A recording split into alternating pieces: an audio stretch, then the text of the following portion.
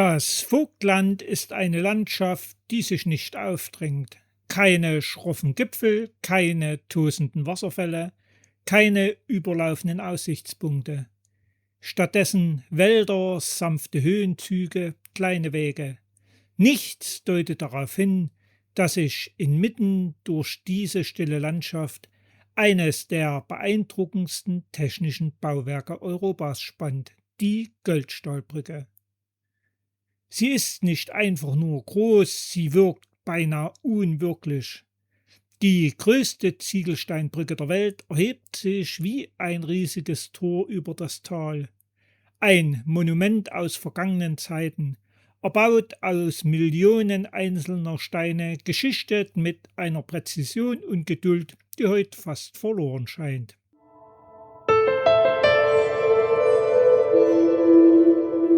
Idealer Startpunkt für unsere reichlich 8 Kilometer lange Tour, der Parkplatz zu Füßen dieses technischen Wunderwerkes.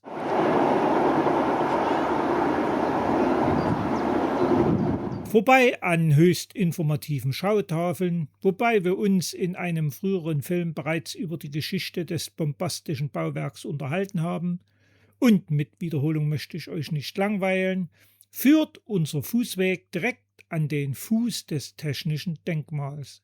Voller Ehrfurcht schauen wir an ihm empor. Es ist eigentlich kaum zu fassen, was die Menschen vor über 150 Jahren zu leisten imstande waren. Genug gestaunt, machen wir uns auf den Weg, welcher sanft beginnt.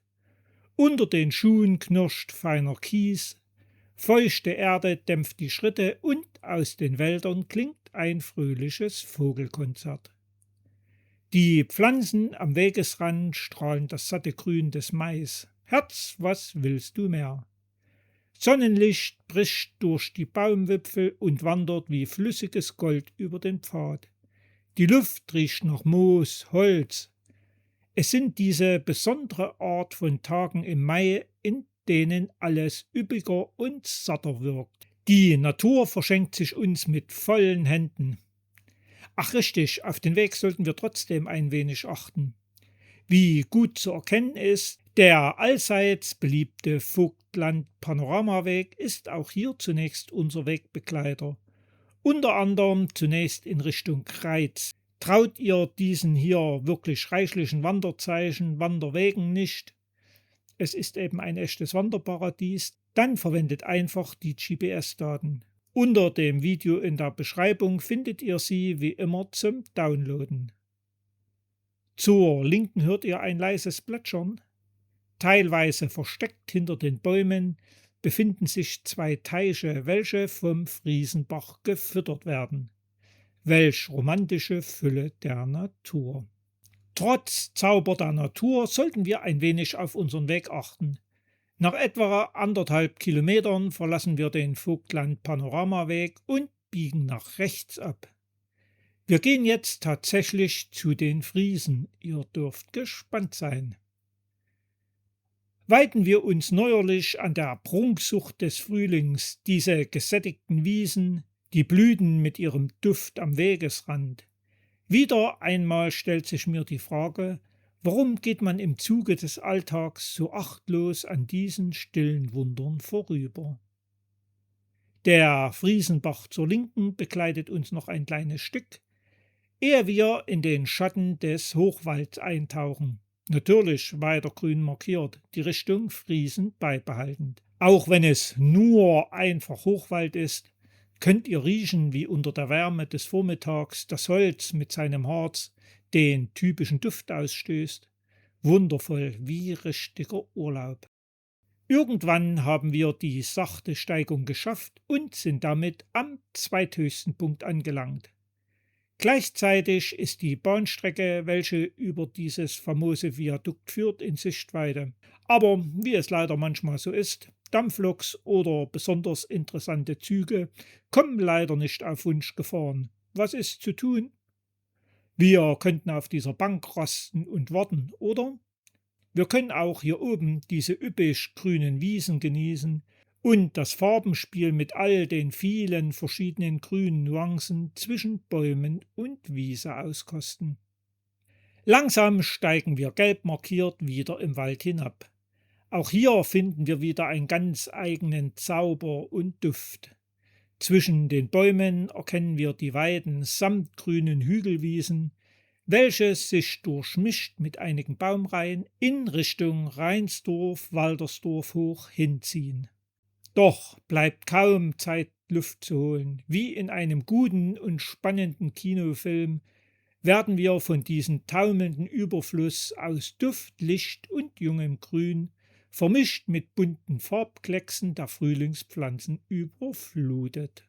Trotz des überwältigenden Farbenspiels achtet auch noch auf die gelbe Wegesmarkierung. Fast wie aus einem himmlischen Traum gerissen fühlte ich mich, als die ersten Anzeichen der Zivilisation auftauchten. Wir sind tatsächlich bei den Friesen gelandet. Wer sich jetzt die Augen reibt und die Nordsee sucht, dem sei angemerkt, wir sind im Reichenbacher Ortsteil Friesen. Romantisch auf seine Art ist er auch ohne Nordsee. Dennoch lassen wir das malerische Örtchen unter uns in seinem idyllischen Tal liegen und steigen neuerlich nach oben den Friesener Weg. Auch hier ein Farbenrausch mit einer Fülle an Naturmotiven ist an diesem verzauberten Tag die Devise. Zugegeben, Anstieg bleibt Anstieg. Da jedoch nicht der geringste Hauch von Langeweile aufkommen kann, stehen wir, zumindest was die Höhenmeter angeht, plötzlich am Höhepunkt der Tour, der Obermühlauer Aussicht. Für einen Moment innehalten und den Blick in die Ferne schweifen lassen. Das gelingt hier ganz wunderbar. Von diesem Standort aus könnt ihr eine fantastische Sicht in die nordvogtländische Weide genießen. Sofort ins Blickfeld gerät dabei die Bahntrasse, welche die beiden Orte Netschkau und Reichenbach über die Goldstahlbrücke hinweg miteinander verbindet. Rechtsseitig der Bahnstrecke blickt man zwischen hügeligen Feldern erneut ins thüringische Reinsdorf, einen Ortsteil der in unmittelbarer Nähe liegenden Residenzstadt Greiz. Linksseitig der Bahntrasse sticht der Kuhberg bei Netschkau als höchste Erhebung des nördlichen Vogtlands hervor. Auf dem Kuhberg lässt sich bereits aus der Ferne ein über 100 Meter hoher Richtfunkturm erkennen. Mit scharfem Blick seht ihr ebenso den 21 Meter hohen, mit Granitfassade ausgestalteten Aussichtsturm. Ein weiteres interessantes Ausflugsziel für die Zukunft. Vor dem Kuhberg könnt ihr die Stadt Netschkau mit dem Ortsteil Brockau betrachten. Dann kommt leider eine kurze Ernüchterung. Ohne den Pferdefuß Asphalt geht es leider kaum.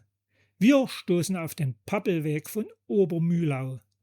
Glücklicherweise bietet sich uns zunächst neben der Straße nicht nur ein Fußweg, sondern auch schöne Motive. Die Brücke, mit welcher wir die zweigleisige Bahntrasse überqueren, wäre eigentlich der ideale Standort für Eisenbahnfotografie. Allein der reizvolle Kuhberg, die prächtigen Häuser, die auch hier überschwänglich grünen Wiesen und Gaben der Natur entschädigen für den anschließend fehlenden Fußweg. Quasi als doppelte Entschädigung werden wir mit einer Vorbeifahrt der Vogtlandbahn belohnt. Habt ihr etwas bemerkt? So schnell dürfen wir die Straße wieder verlassen, ohne dass wir viel davon bemerkt haben. Vorbei an diesem kleinen, bezaubernden Teich mit der Ausschilderung VPW, Vogtland Panoramaweg, also Höhenweg, beziehungsweise zu unserer Göltztalbrücke tauchen wir in das kleine Gässchen am Wudel ein, welches sich schnell in einen Feldweg wandelt. Hier bleibt erneut Pflicht, Staunen und Wundern über den Frühling, die reizvolle und liebliche Natur mit ihrem Panoramabild. Unter uns erkennen wir beispielsweise die Dächer vom Schloss Mühlau, welches definitiv auch einen Ausflug wert ist. Doch lassen wir unser heutiges Augenmerk auf unserer frühlingshaften Wanderung. Doch bevor wir sie wirklich zu Gesicht bekommen, führt uns der Reichenbacher Höhenweg erst einmal hinein in die Ruhe des Vogtlandes. Doch was versteckt sich hinter den Bäumen und Sträuchern und verschafft eine erste Ahnung ihrer gewaltigen Bögen? Unser märchenhaftes Viadukt mit ihren gigantischen Bögen, welche von hier oben eher einer Spielzeugeisenbahn ähnelt. Fast scheint es, als wolle das Vogtland dieses Bauwerk nicht zu früh preisgeben, und so wächst mit fast jedem Schritt die Spannung. Wir biegen links ab über diesen Wiesenpfad, sozusagen in lichter Höhe und dieser stillen Wiese, und dann präsentiert sie sich zum ersten Mal in voller Schönheit. Denn mitten in dieser friedlichen Natur wartet unser gigantisches Bauwerk aus 26 Millionen Ziegelsteinen. Und genau darin liegt die Kraft dieser Wanderung. Sie lebt von diesem Kontrast. Mit etwas Glück fährt oben ein Zug. Welch Erlebnis! Es wirkt zunächst wie ein fernes Grollen, dazu das metallische Donnern der Räder. Ich glaube, man muss nicht unbedingt Fan der Eisenbahn sein, um in den Bann des Moments gezogen zu werden. Der Mensch ist so klein, aber was kann er erschaffen? Verliert euch nicht zu sehr in den Anblick dieses wahrhaft einer mittelalterlichen Kathedrale nicht unähnlichen Bauwerks. Ihr solltet euren Blick auch noch nach links wenden. Erneut wird uns die Mühlauer Burg geboten. Diesmal mit der Stadtkirche, welche ihr fast, sich ehrfürchtig duckend zu Füßen liegt. Welch eine Fülle an Bildern, an Eindrücken, welch eine Tour. Und immer wieder andere schöne Ausblicke auf das Viadukt. Eintauchend hinter dem Funkmast in diesen kleinen Laubkorridor, dem sogenannten Höhenweg, habe ich beinahe als Erholung dieser Überreizung an Motiven genossen. Doch nur kurz. Eine Ruhebank lädt zum Entspannen ein, dachte ich. Ein weiterer schöner Blick hinunter auf Mühlau lässt erneut innehalten und staunen.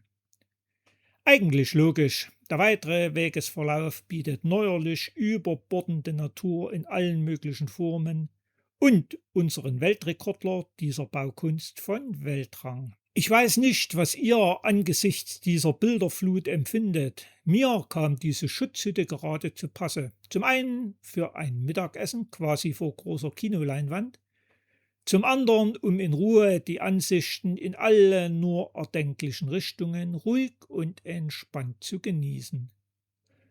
Übersatt, hoffentlich nicht vom Essen, sondern eher von den Reizen der Natur, folgen wir dem weiteren Verlauf des Höhenweges. Die schattigen Abschnitte nehmen wieder zu. Nichtsdestotrotz offerieren sich uns neuerliche andere schöne Ausblicke. Absehbar war es bereits von Weitem. Wir treten nunmehr unter das kühlende Blätterdach ein und eigentlich logisch senkt sich der bisherige Höhenweg langsam aber sicher nach unten.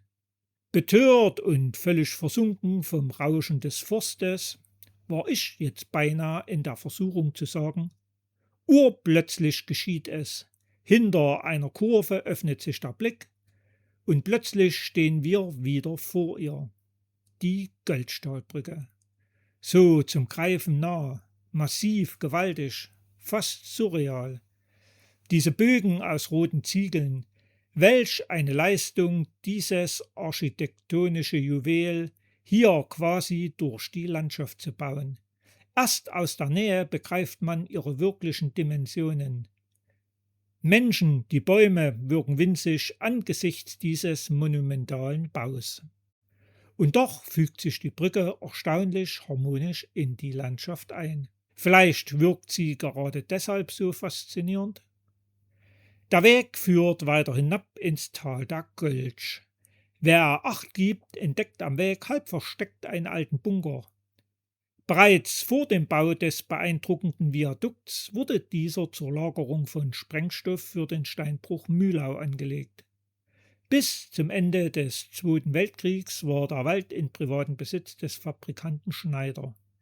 Deshalb wird er auch immer noch von einheimischen Mühlauern als Schneiders Wald bezeichnet. Damit sind wir langsam aber sicher unten angelangt. Die Wanderung führt noch ein Stück entlang der Göltsch, bis wir diese überqueren und zurück an den Ausgangspunkt laufen, können ein weiteres Mal den steinernen Begleiter unserer heutigen Wanderung genießen. Und man versteht plötzlich, warum dieser Ort so viele Menschen fasziniert. Nicht nur wegen seiner Rekorde, nicht wegen seiner Größe, sondern wegen dieses seltsamen Gefühls, das bleibt, wenn Natur und der Triumph menschlicher Schaffenskraft auf so beeindruckende Weise miteinander verschmelzen. Die Goldstahlbrücke ist kein Ort, den man einfach nur besucht. Sie ist ein Ort, den man erlebt. Falls euch diese Wanderung nur einen ersten Vorgeschmack auf dieses architektonische Wunderwerk gegeben hat und ihr noch tiefer in die Geschichte und Faszination dieses Monumentalbaus eintauchen möchtet, dann lasst euch im Anschluss von folgenden Film inspirieren und entdeckt das Bauwerk anschließend selbst auf der zusätzlich vorgeschlagenen Wanderroute.